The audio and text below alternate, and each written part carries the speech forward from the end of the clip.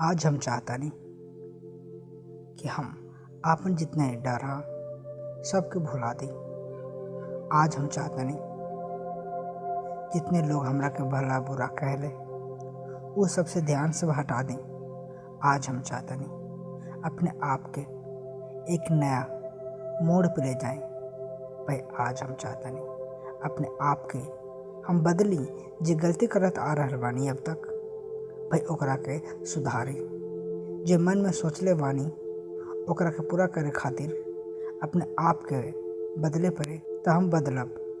चाहे जैसन स्थिति हो जैसन भी वक्त हो हम हर हाल में अपन मंजिल के पावे के कोशिश करब। आज तक लोगन के बात के तू सीरियसली लेके पीछे भागत रहला। का मिलल तारा के? का मिलल? डर, नर्वस, उदासी, एकरा अलावा कुछ मिलल तारा के? और ना कुछ मिली। का कर रहला तू? हम सपना हम एकरा के पूरा कर दिखाएब, हम ई बनब, हम ई बनब। का भइल भाई? दूसरा के जज से तू अपना सपना के डिसाइड करला। का ई सही है?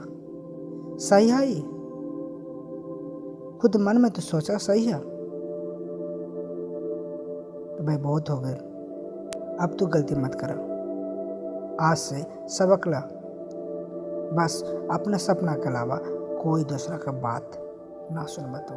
अपन मन के अलावा दूसरा के बात ना सुन मत हो। तो कैसा लगल है वीडियो भाई प्लीज़ कमेंट में जरूर बताएं। अगर आप लोगों की वीडियो पसंद आए तो वीडियो को लाइक करी, शेयर करी, कमेंट करी भाई।